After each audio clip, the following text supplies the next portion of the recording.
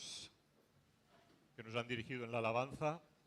Así prepara nuestros corazones para que estén preparaditos para recibir la palabra del Señor. Que no haya despistes, que no haya pensamientos lejanos, que no haya preocupaciones que nos absorban, sino que atentos para que el Señor hable y que tenga palabra para cada uno de los aquí presentes. El que necesita consuelo, consuelo, que necesita instrucción, instrucción, y el que necesita perdón, pues perdón. Estamos desarrollando la primera epístola del apóstol San Juan. Hoy vamos a leer una parte del segundo capítulo, por lo tanto es el segundo mensaje sobre esta serie. Capítulo 2, primera carta del apóstol San Juan. Leeremos hasta el versículo 17.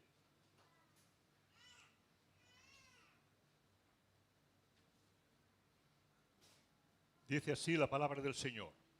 Hijitos míos, estas cosas os he escrito para que no pequéis. Ya dijimos en el primer mensaje que es la Iglesia y las iglesias de Asia que reciben esa carta, por lo tanto son creyentes, conocen el Evangelio, conocen todo lo que corresponde a la vida cristiana.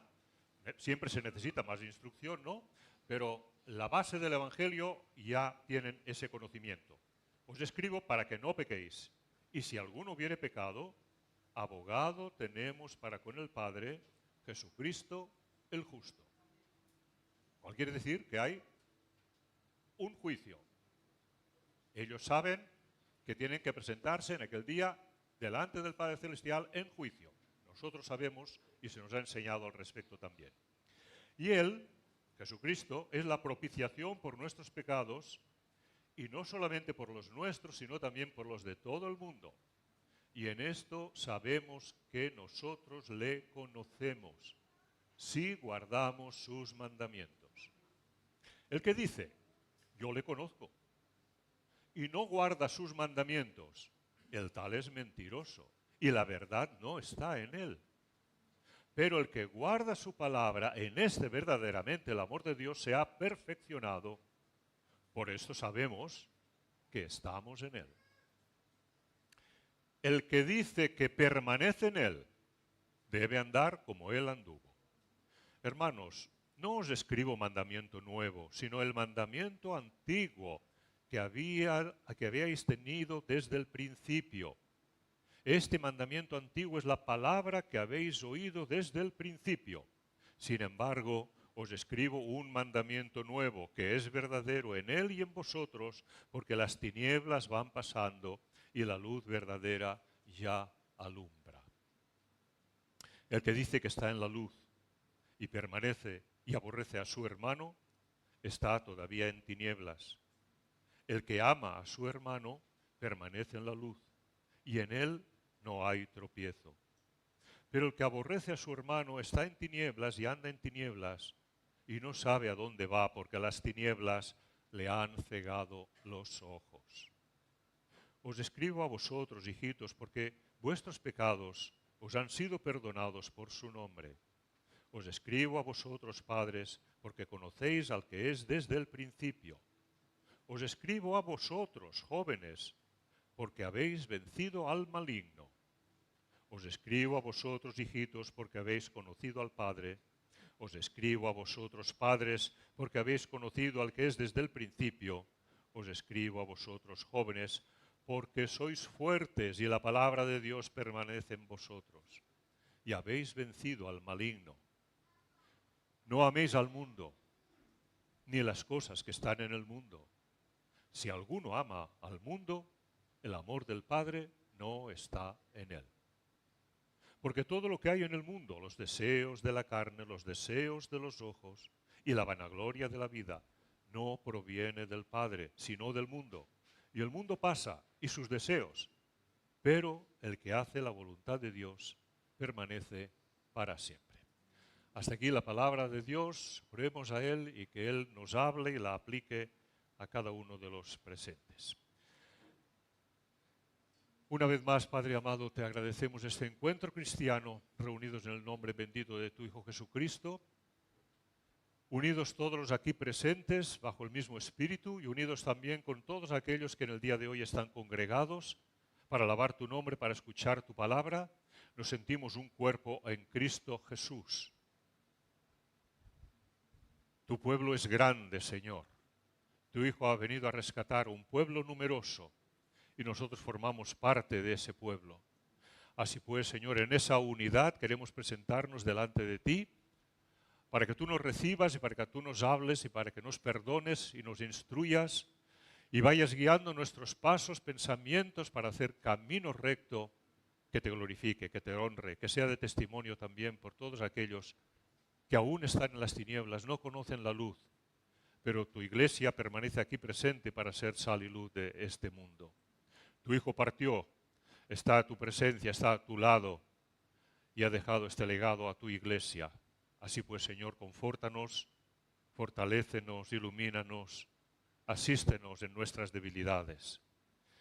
Gracias te damos pues por tu palabra, porque sabemos que en ella vamos a encontrar consuelo y fortaleza y enseñanza.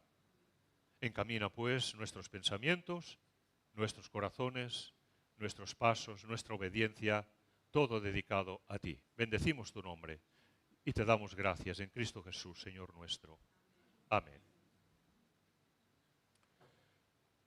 Bien, el apóstol Juan ya desarrolló en el primer capítulo lo que representaba la herejía de los gnósticos. Es importante conocer esa herejía para poder comprender bien la enseñanza de la carta del apóstol Juan. La herejía de los gnósticos básicamente se trataba que ellos hacían una distinción entre ese Jesús, hijo de José y de María, y el Cristo, el ungido, que vino a ser Jesús, el ungido, cuando su bautismo.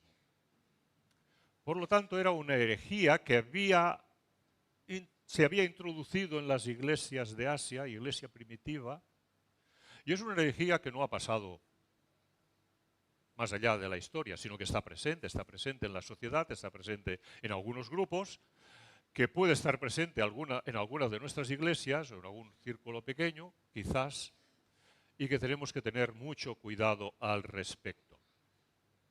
El Verbo de Dios es el que fue engendrado en María. El Verbo de Dios es el que ya existía junto al Padre y que fue manifestado al mundo. Y el Verbo de Dios tomó carne, tomó forma humana. Y es desde ese momento, desde que fue engendrado, que ese es el Mesías, este es el ungido, este es el Cristo. Y esta es la enseñanza bíblica que se compara con todas las enseñanzas desde el Antiguo hasta el Nuevo Testamento, pasando por todas las epístolas de los apóstoles. Juan, por lo tanto, se enfrenta a esa herejía. Jesús vino a ser el Cristo el ungido cuando el bautismo y dejó de ser el Cristo el ungido antes de su pasión y muerte. Porque claro, el ungido, el Cristo, no podía pasar por esa pasión, por esa clase de muerte. El Espíritu de Dios y el que es Dios no puede morir y no puede morir de esa forma. Y entonces hacían esa separación. Pero nosotros tenemos, cuando el apóstol mismo en el primer capítulo nos ha dicho, la sangre de Jesucristo, el Hijo de Dios, es la que nos limpia de todo pecado.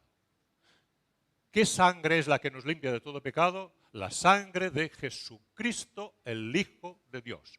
No de Jesús, el Hijo de José o de María y que después vino a ser. No. La sangre de Cristo, el Hijo de Dios. Desde que Jesús fue engendrado en María por el Espíritu Santo, el Hijo de María, el Hijo de Dios, vino a ser unido. No separado el uno del otro, sino unido. Hijo de María o hijo del hombre, porque Jesús se decía ya a sí mismo el Hijo del Hombre. Lo importante es que sea humano, es el título especial para Cristo, el Hijo del Hombre. Por lo tanto, María tiene su valor, tiene su virtud, pero no más de aquí, tenemos que tener mucho cuidado con ello. Y este ser que nacerá es el que será llamado Hijo de Dios. Este ser que nacerá desde el nacimiento este ser será llamado Hijo de Dios. Por lo tanto, no podemos apartarnos, no podemos asumir en ningún momento herejías de ese calibre. También Juan se enfrenta a la posición de los gnósticos que defendían que el que peca es el cuerpo, el espíritu queda libre.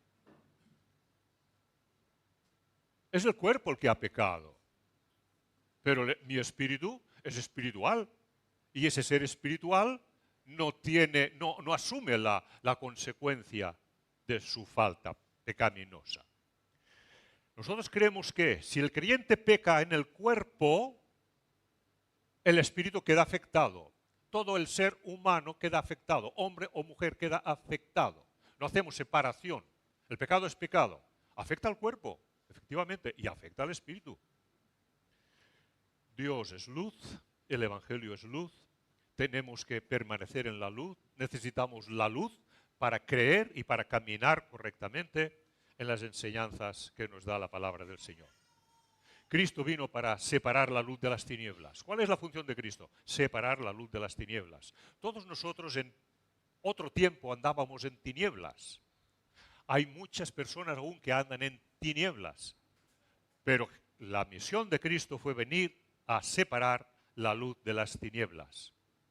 El ser humano debe reconocer su pecado, hallar refugio en Cristo, recibir la luz del Señor y caminar en esa luz. Algunos se atrevían a confesar que ellos no tenían pecado. Claro, si el cuerpo peca, no soy yo el que peco, es mi cuerpo el que ha pecado. Y hacemos una separación y se atrevían a confesar que ellos no tenían pecado. Y Juan los llama mentirosos, falsos cristos, falsos maestros, falsos hermanos y toda una reseña de calificativos. Esos herejes sostenían que su iluminación era superior a los demás y les hacía incapaces de pecar, porque su espíritu, que era superior al cuerpo, quedaba libre de ese pecado. Entonces Juan tiene todo un trabajo a realizar, porque se han introducido en la iglesia, porque esto es muy peligroso. Juan afirma que el pecado continúa estando presente. Es una realidad en todos nosotros, por desgracia. Es una realidad en cada cristiano también, por desgracia. Tenemos que luchar contra el pecado. No tenemos libertad para pecar, ni mucho menos. Tenemos que seguir la verdad, tenemos que seguir el camino, tenemos que andar en la luz. Pero estamos aún en la debilidad de la carne y Juan lo afirma y lo enseña. Pero también hace una diferencia entre aquel que ha cometido pecado y aquel que permanece en el pecado.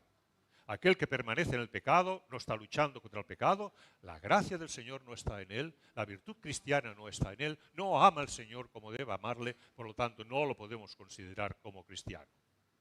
Y si es necesario lo vamos a apartar también.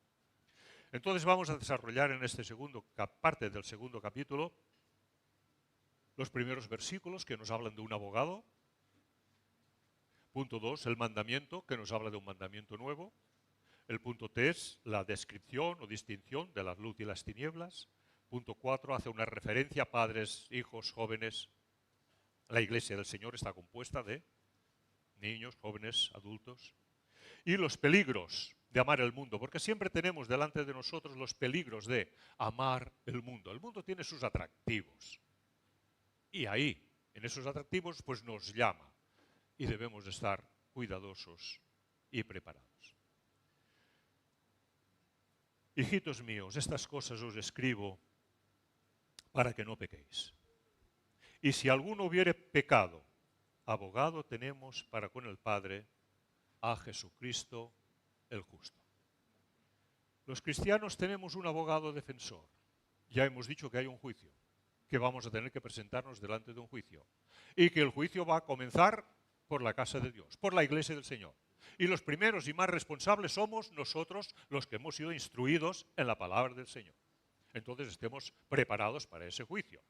Pero dice Juan que tenemos un abogado. Es importante. Y nos dice quién es este abogado. Es más importante aún. Tenemos un abogado. Resulta que este abogado es un abogado de oficio. Es un abogado que no has buscado tú, que no he buscado yo.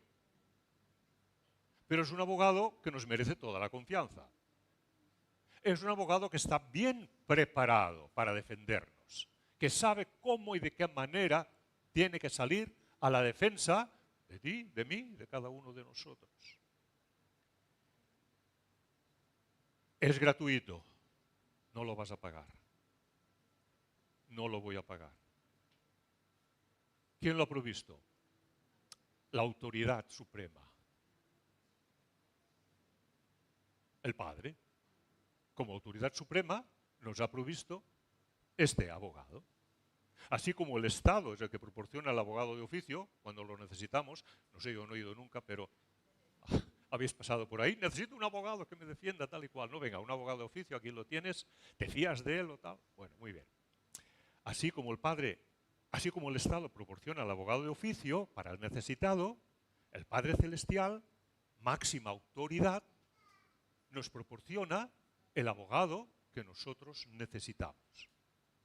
Pero fijaros, es una frase de Kistemaker. Dice, Dios, que es el demandante, designa a su Hijo como intercesor y ayudante del acusado. Dios, que es el demandante, designa a su Hijo, ha buscado el mejor abogado, como intercesor para cada uno de nosotros que necesitamos de este intercesor. ¿Qué cosas? ¿Qué mensaje? El mensaje cristiano. Nuestro abogado no va a mentir. Los demás no lo sé. Nuestro abogado no va a mentir.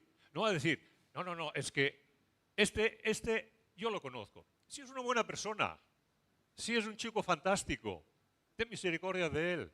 No va a mentir. Lo único que puede decir, va a decir es culpable, reconoce su culpa, ha confesado su culpa y se presenta en juicio. Esto sí, pero con la verdad por delante. Por eso nosotros tenemos que reconocernos culpables, confesar nuestras culpas y presentarnos delante del juicio de Dios con nuestro abogado. Frente a una deuda cancelada, si Cristo pagó por ti, si Cristo pagó por ti, frente a una deuda cancelada, cualquier acusación queda invalidada. Frente a una deuda cancelada, si Cristo pagó por ti, toda acusación queda invalidada. Y decimos toda acusación porque hay un acusador en ese juicio. El diablo continúa siendo el acusador de cada uno de nosotros. Dios en su amor desea y ha provisto que el cristiano sea vencedor, salga perdonado y salga justificado.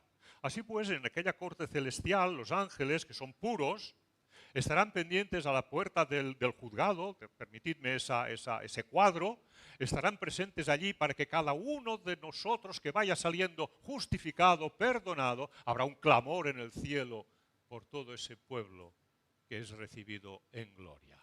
Habrá un cántico de victoria. Cada acusado será perdonado porque tenemos un gran abogado. El acusador es el diablo. El príncipe de este mundo es el diablo. El que engañó a Adán y Eva es el diablo. El que no se da por vencido, aunque sabe que está vencido, pero el que no se da por vencido es el diablo. Juan lo describe en Apocalipsis como aquel que es el acusador de nuestros hermanos, el que los acusa delante de nuestro Dios. ¿Completad la frase? Día y noche.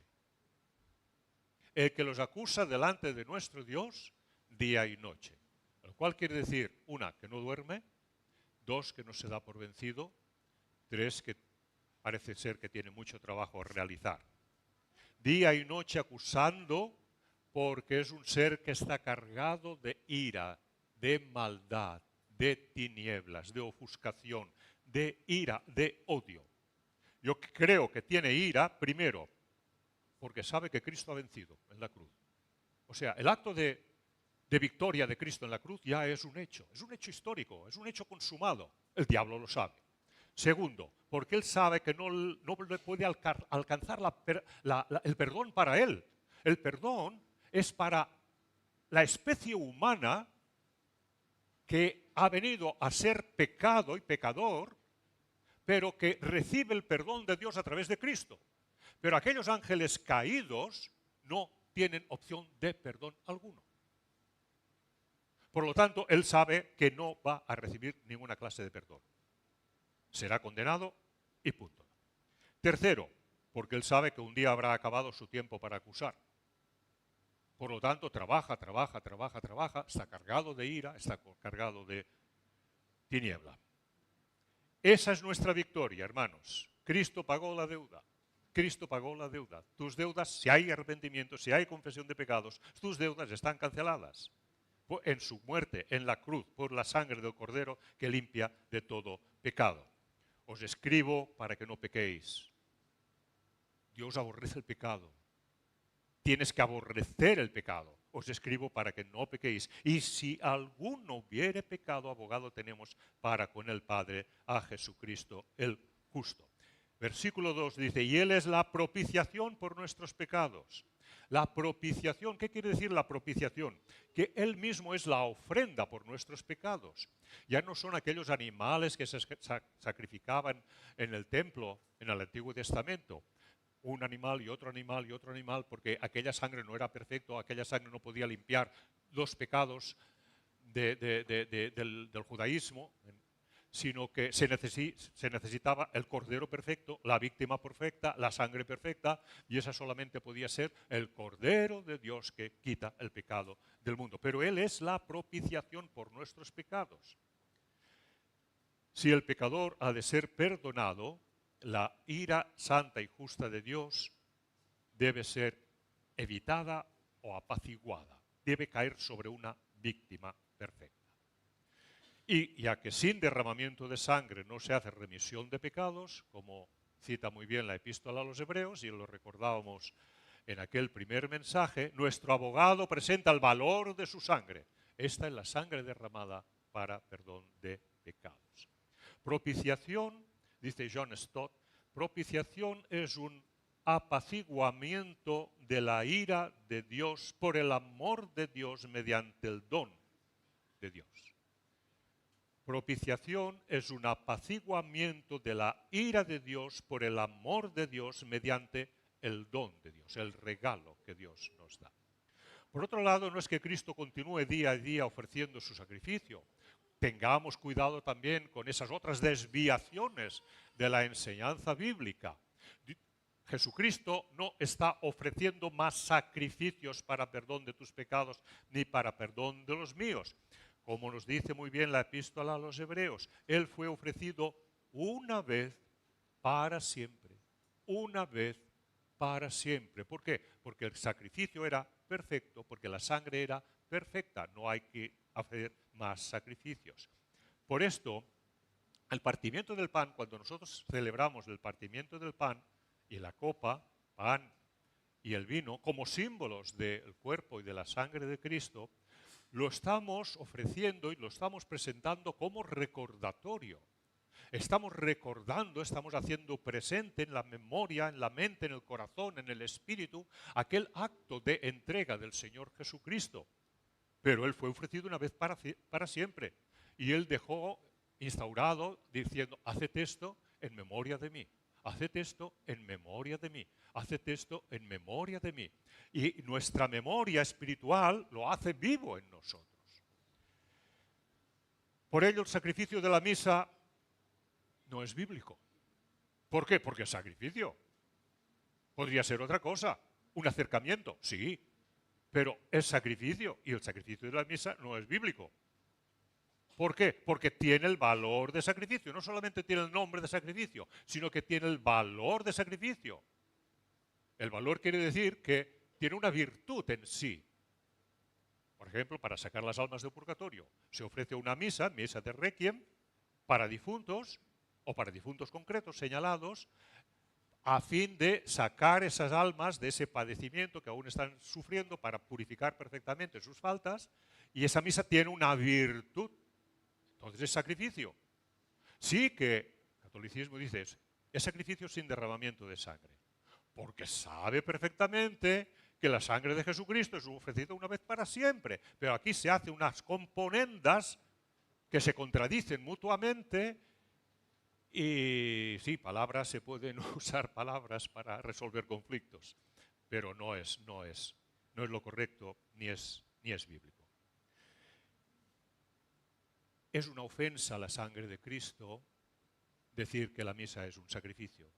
Es un desprecio al abogado defensor decir, es que no me fío de ti y tengo que recurrir a otras estrategias para purificar mi alma o la alma de los que están allí, que son familiares míos. Es un rechazo del perdón gratuito. Todo perdón gratuito es un don de Dios. Es un rechazo a ese don. Entonces, necesitamos la luz del Señor para caminar en su luz y hacer las cosas siempre correctamente, porque cualquier desviación tendríamos que estar arrancando páginas de la Biblia continuamente. Esta no vale, esta no vale, esta no vale. Con un solo sacrificio hizo perfectos para siempre a los santificados. Hebreos 10:14. Con una sola ofrenda. Con una sola ofrenda. Lo voy a repetir las veces que haga falta. Con una sola ofrenda. Hizo perfectos. Lo voy a repetir las veces que haga falta. Hizo perfectos. Hizo perfectos. Los hizo perfectos para siempre. Para siempre. Para siempre. Hebreos 10:14. A los santificados. Por lo tanto, se realza la obra de nuestra redención. Y nunca más me acordaré de sus pecados y transgresiones. Hebreos 10:17. Y nunca más me acordaré. Si está perdonado, está perdonado. Si es una deuda cancelada, es una deuda cancelada. Yo no tengo que hacer memoria de quién eres tú en el pasado. Nunca más me acordaré de sus pecados y transgresiones. Nuestro abogado es Jesucristo el justo. Este es el calificativo para él, el cual se ofreció una sola vez para perdón de nuestros pecados, y no solamente por los nuestros, sino también por los de todo el mundo. Y aquí yo sé que muchos de nosotros podemos tener un problema al respecto de esa frase. Y podemos pensar, entonces se ofreció al sacrificio de Cristo, es por nosotros, que ya somos creyentes, que ya somos iglesia, que ya estamos perdonados, pero también por los de todo el mundo. Entonces aquí está una salvación universal y algunos pueden caer en ese error. Todo el mundo es una expresión que confunde a algunos. Pero todo el mundo expresa que el alcance es universal, suficiente para todo el mundo, pero solo eficiente para los llamados, para los escogidos, para los creyentes, para los perdonados. Una cosa, el mundo ya sabemos que la frase, la expresión mundo puede tener mucho significado dependiendo del contexto donde está colocado, ¿vale? Todo el mundo tiene un significado universal, suficiente, de todo pueblo, lengua, nación, para todos es la sangre de Cristo. Pero eficiente será, o para ti o para mí, si en verdad estamos en los caminos del Señor, hemos confesado nuestras faltas, hemos recibido su perdón. El adjetivo es el que manda y Juan lo usó muy correctamente. Y el adjetivo que utiliza aquí es el todo de toda nación, de todo pueblo, de todo tribu, de todo lenguaje. Vayamos al mandamiento nuevo que tenemos en el punto segundo, versículo 3 y en adelante. En esto sabemos que nosotros le conocemos y guardamos sus mandamientos. El que dice yo le conozco y no guarda sus mandamientos, el tal es mentiroso y la verdad no está en él. Pero el que guarda su palabra, en este verdaderamente el amor de Dios se ha manifestado, se ha perfeccionado. Por esto sabemos que estamos en él. El que dice que permanece en él debe andar como él anduvo. Hermanos, no os escribo mandamiento nuevo, sino el mandamiento antiguo que habéis tenido desde el principio. Este mandamiento antiguo es la palabra que habéis oído desde el principio. Sin embargo, os escribo un mandamiento nuevo, que es verdadero en él y en vosotros, porque las tinieblas van pasando y la luz verdadera ya alumbra. ¿Cómo sabemos que le conocemos? ¿Cómo sabemos que hemos sido perdonados? ¿Cómo sabemos que ya somos hijos de Dios, somos cristianos? Nuestra respuesta normal, general, rápidamente, diríamos, sí creemos en Él, porque hemos creído en Él, porque tenemos fe en Él. Esa sería nuestra respuesta. La respuesta que nos da Juan es diferente. Y él dice, si guardamos sus mandamientos. ¿Cómo sabes que estás en los caminos? ¿Cómo sabes si eres un creyente, si eres un hijo de Dios? Si guardamos sus mandamientos. ¿Cuál es la otra cara de la moneda? El que dice, yo le conozco, y no guarda sus mandamientos, el tal es mentiroso. La verdad no está en él. Es la práctica cristiana la que realmente manda. Es la práctica cristiana, vida cristiana. Si nuestra fe es puesta a prueba, y muchas veces la fe es puesta a prueba, nuestra obediencia es puesta a prueba. Y si triunfamos en la fe, tenemos que triunfar en la obediencia. Y nuestro amor será puesto a prueba. Y si triunfamos en lo otro, tenemos que triunfar también en el amor. En todo el contexto tenemos que triunfar como cristianos. Soy cristiano, soy eso. Si alguno dice es que yo ya creo y no considera la obediencia y el amor, entonces este es un agnóstico, un gnóstico. Por eso sabemos que estamos en Él, por la obediencia. El amor de Dios se ha perfeccionado en todo aquel que guarda su palabra. Ahí está el camino, guardar su palabra. En esto sabemos, es una de las frases que utiliza Juan. En esto sabemos, en esto sabemos, en esto sabemos. Y está marcando siempre la obediencia. Roy Clemens dice, con respecto al cristianismo, no somos nosotros los que demandamos cosas a Dios, sino Dios es quien nos pide a nosotros. Dios nos exige a nosotros. ¿Qué pide Dios de ti? Que guardes su palabra. Que conozcas su palabra y que guardes su palabra, que vivas conforme a su palabra. Y amarle, pues claro, está en su palabra, claro que sí. Ese es el amor de Dios, que guardemos sus mandamientos. Muchos hermanos, en muchos momentos dados de la vida, me hablarán del amor de Dios. Es que Dios es amor, es que Dios perdona, es que Dios tal, y te hablan del amor y del amor y del amor. Pero pasan por encima de la obediencia y pasan por encima de la enseñanza correcta. Ese es el amor de Dios, que guarde sus mandamientos. Así se demuestra el amor de Dios. El mandamiento siempre está presente, tanto en el Antiguo como en el Nuevo Testamento. El mandamiento está presente, tanto si estás bajo la ley como si estás bajo la gracia. Pues yo pensaba que si estoy bajo la gracia estoy libre. ¿Libre de qué? ¿De hacer lo que quiera? No, lo siento.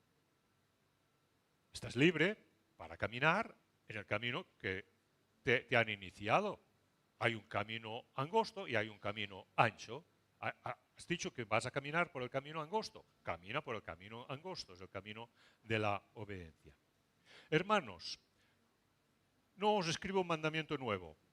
La palabra del Señor siempre es la misma. La Biblia siempre es la misma. Cuidado con las traducciones bíblicas modernas, etcétera, etcétera. Haced comparaciones bíblicas. Sin embargo, dice, sí, os escribo un mandamiento nuevo. Entonces, ¿qué quedamos? ¿Sí o no? ¿Nuevo o antiguo? Amar es antiguo. Amar al prójimo como a ti mismo está en la ley. Levítico 19:18. Amarás al Señor tu Dios con todo tu corazón, con toda tu alma y con todas tus fuerzas. Es mandamiento antiguo. Está en Deuteronomio 6:5. ¿Cuál es lo nuevo? Sabemos que la ley no cambia, pero al mismo tiempo sabemos cómo Cristo provee nuevas visiones, nuevas interpretaciones, nuevas perspectivas de la ley, nuevo conocimiento de la ley. Por eso Jesús decía, oísteis que fue dicho, pero yo os digo. Si a nosotros nos pasa, estamos leyendo la Biblia y la hemos leído no sé cuántas veces y decimos, ay, pero si esto no me había dado cuenta, si no lo había entendido nunca. Estamos recibiendo más luz, estamos recibiendo conocimiento, estamos creciendo. Es nuevo para ti, es nuevo para mí. Nos pasa en la naturaleza, nos pasa en muchas cosas. Paseábamos el otro día por nuestras calles, tal y cual. Digo, ¿qué planta más hermosa? Y me dice mi esposa, está aquí desde siempre. Anda, pues nunca la había visto. Nunca me había fijado en ella, pero estaba alegrando mi camino y yo, pues, en mis despistes, ¿no? Entonces, mucha cosa nueva que aprender de todo lo que es antiguo. La ley no cambia. Lo nuevo está en el énfasis que le dio el Señor. Amar a los demás según la medida con que Cristo te ha amado a ti. ¡Hala! Amar a los demás con la misma medida con que el Señor te ha amado a ti. Señor, eso es nuevo, ¿verdad? Ah, que no lo habías entendido. Pues no lo había entendido. Entré en el cristianismo pensando que sabía ya todas las cosas y ahora me doy cuenta que no sabía nada, Señor. Vale, pues ve aprendiendo, ve avanzando. Aunque el cristianismo doctrinal es siempre antiguo, el cristianismo experimental es siempre nuevo. Siempre nuevo. Si el que se llama cristiano no cumple con el amor, mandamiento del amor, es un mentiroso, dice Juan. Su conducta está en oposición a la verdad. Todo aquel que permanece en él debe andar como él anduvo. Como Cristo mostró amor y compasión por publicanos y pecadores, así nosotros debemos amar, mostrar amor y compasión con aquellos que se pueden parecer a los publicanos o con aquellos que se parecen mucho a los pecadores. No tener un rechazo hacia ellos, sino amor hacia ellos para presentarles el mensaje del Señor para ser ganados con la sangre de Cristo. El amor es de Dios y Él es el que derrama su amor sobre todos nosotros. Si el diablo pudiera amar, dejaría de ser diablo. Pero no puede, porque el amor es de Dios. Y Él prefirió las tinieblas y se entregó a las tinieblas. Quizás el libro En sus pasos puede ser un buen libro para seguir las huellas de Cristo, saber cómo actuaría Cristo en este momento, en esta situación, cómo debería actuar yo. Puede ser un buen libro, En sus pasos. Punto 3, la luz y tinieblas. La luz y tinieblas. Hay personas que son ciegas, como tenemos a nuestra hermana con nosotros, María Ángeles. No ven la luz del sol, pero tienen otra luz interior que el Señor ha provisto para esas personas. Tiene más conciencia de su necesidad. Un ciego que no ve la luz del sol tiene conciencia de su necesidad. Yo sé que vosotros veis la luz del sol, yo no la puedo ver. Tiene una conciencia día a día de su necesidad. Tiene más conciencia de su necesidad un ciego que no ve la luz del sol que el ciego que no ve la luz de Dios. El ciego que no ve la luz de Dios pasa día a día sin preguntarse dónde está la luz que alumbra. No tiene conciencia de su necesidad. Por eso hay que, con la ayuda del Señor, tratar de despertar paso a paso, día a día, poco a poco, que se encienda esa luz. Salvo que el Espíritu envíe un rayo, ¿no? Que puede ser. El Espíritu envía un rayo y se alumbra automáticamente todo. Pero hay conversiones, no todas las conversiones son iguales, ni mucho menos. Por lo tanto, paso a paso para que se encienda la luz del Señor. Los que no conocen la luz del Señor saben que viven en tinieblas. Saben que están inmersos en oscuridad. Tienen necesidades físicas y espirituales. Y si tú intentas mostrarles la luz, rechazan esa luz, niegan esa luz, se oponen a esa luz y no se dan cuenta cuál es la gran necesidad que tienen. Prefieren las sombras, viven las sombras. Chesterton dejó escrito: las sombras prueban la existencia de la luz. Porque cuando te encuentres delante de estos que niegan la luz, porque la niegan, viven en la sombra, en la oscuridad, pero niegan la luz. Entonces, si alguna forma el Señor te da sabiduría para poderlo presentar, utiliza esa frase de Chesterton, era inteligente. Las sombras prueban la existencia de la luz. ¿Por qué yo sé que aquí hay sombras? Porque hay una luz. Por eso sé que hay sombras. Entonces, tú estás viviendo en la sombra. No, los médicos no pueden curarte. No, los psicólogos no tienen nada que hacer contigo. Claro que no. Estás en la sombra, estás en la oscuridad, estás en el pozo, te estás hundiendo. Busca la luz. Es que no existe esta luz. Las sombras prueban la existencia de la luz. Por eso las tinieblas son una prueba de la existencia de la luz verdadera. Por eso la mentira es una prueba de que existe la verdad. ¿Y cómo sabes que he dicho una mentira? Hombre, y conozco la verdad, lo que acabas de decir. Pero los hombres amaron más las tinieblas que la luz, porque sus obras eran malas. Cuando vino la luz verdadera al mundo.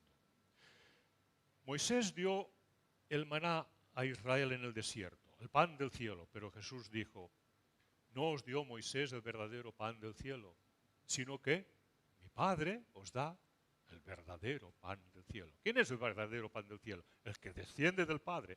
Jesucristo es el pan vivo que descendió del cielo. Israel es presentado como una vid. Israel, en el contexto bíblico del Antiguo Testamento, es presentado como una vid. Pero Jesús dice, yo soy la vid verdadera. Y de mí surge ese pueblo, ese nuevo Israel espiritual. Ahí tenemos un Israel como figura de la vid. Y nosotros somos la vid verdadera juntamente con Cristo Jesús. Las cosas verdaderas provienen del cielo. Las cosas verdaderas son espirituales. Lo demás, lo que tenemos aquí, es figurativo, es como una copia de las cosas verdaderas. Pero todo lo verdadero está arriba, está en el cielo. El cristiano está llamado a salir de las tinieblas que envuelven al mundo y vivir en aquello que es verdadero. Y lo verdadero es la luz del Señor.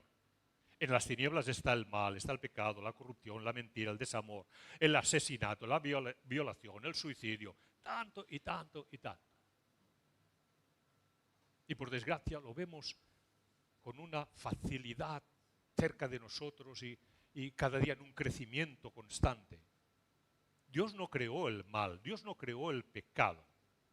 Dios hizo al mundo y dice que todo era bueno, y bueno en gran manera, todo. Dios no creó las tinieblas, Él es la luz. Aquel que quiso apagar la luz, vino, se quedó en tinieblas. Satanás, ya desde la creación angelical, quiso apagar la luz, quedó en tinieblas. Con él arrastró miles y miles o millones de seres caídos, ángeles caídos, y quedaron en tinieblas. Y luego continuó su labor que desarrollaremos en otro día para con la raza humana, porque no quedó satisfecho. Cuanto mayor es el rechazo a la luz, mayores son las tinieblas. La Biblia nos relata las plagas de Egipto. Hace mucho quizás que no hacemos mención de las plagas de Egipto.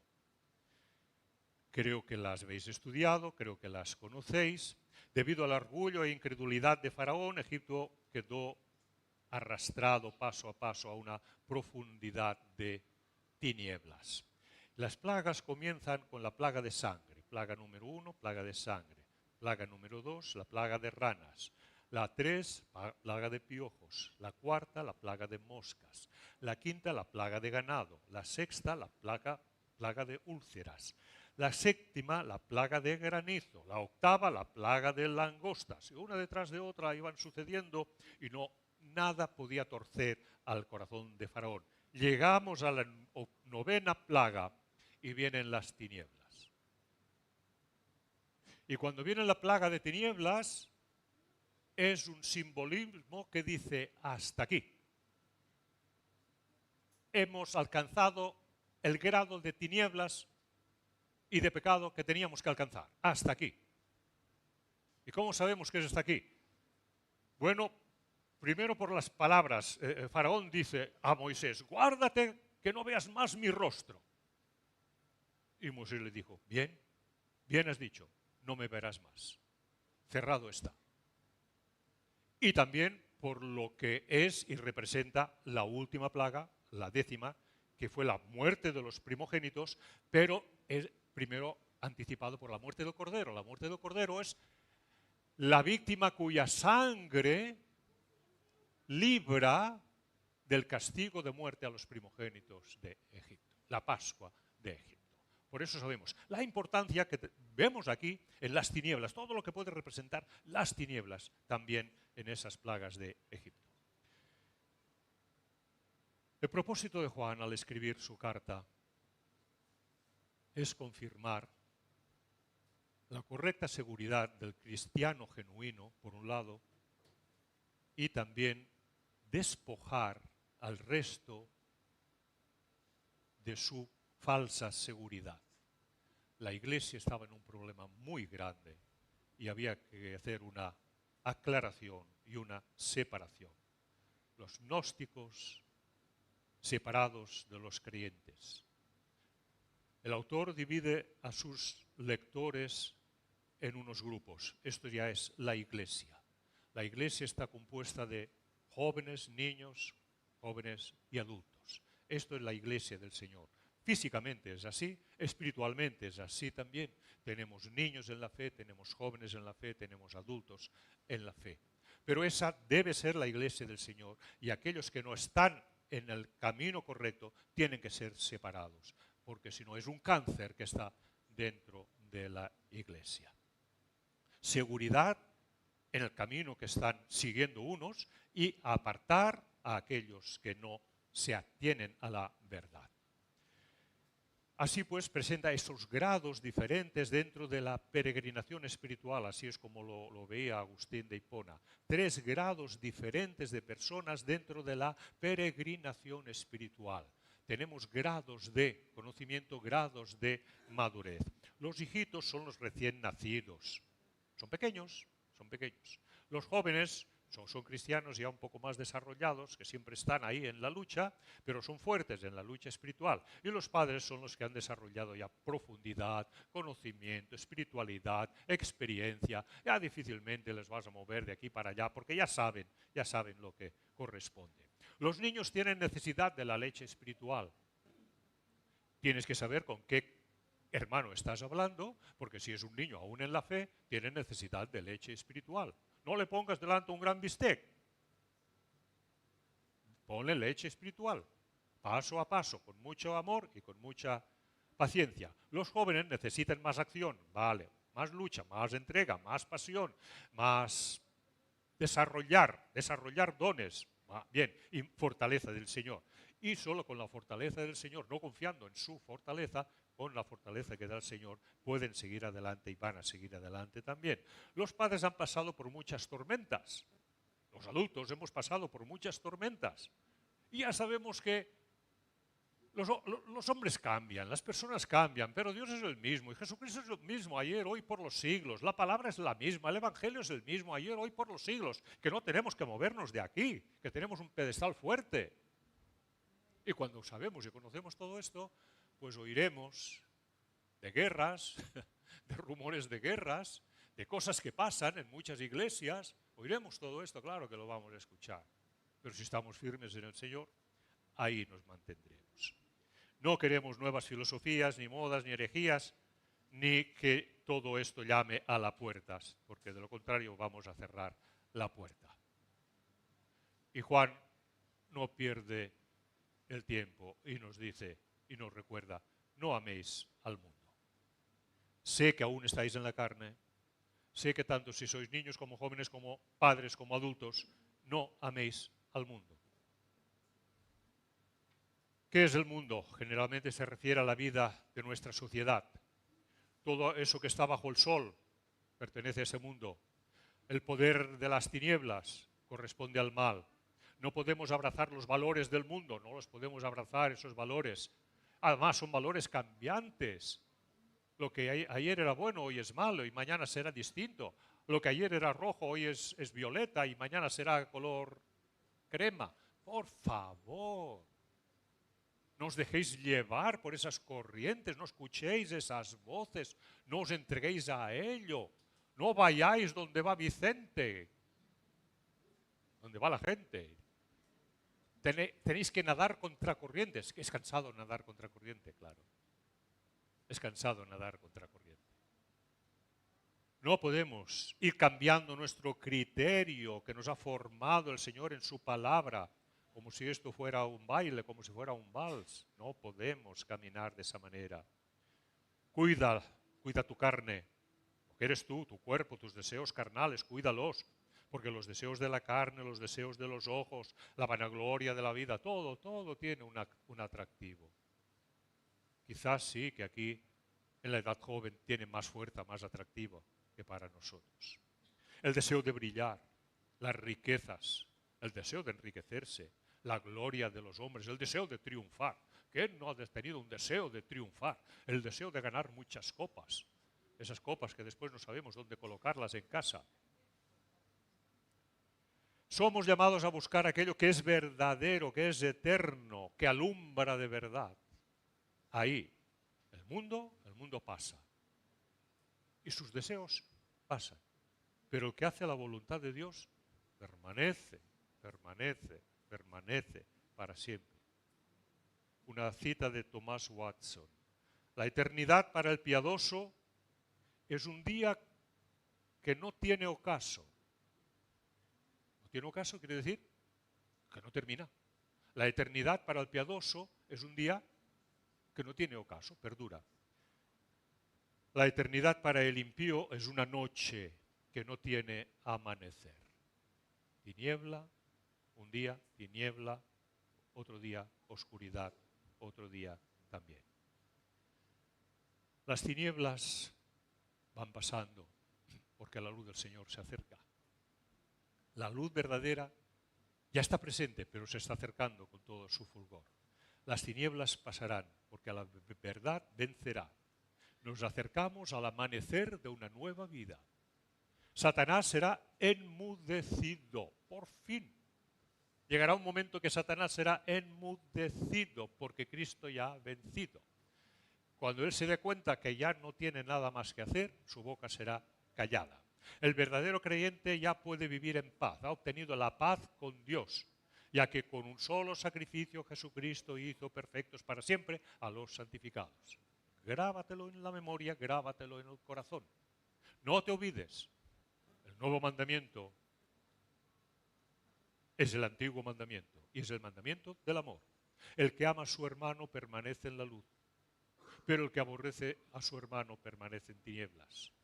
Demostramos nuestro amor a Dios si guardamos sus mandamientos. Sabemos que conocemos a Dios si en verdad guardamos sus mandamientos. No te dejes llevar por doctrinas diversas y extrañas. Las hay, las puedes buscar. No las busques. Busca el conocimiento antiguo, lo que fue desde el principio. Jesucristo es el mismo ayer, hoy y por los siglos.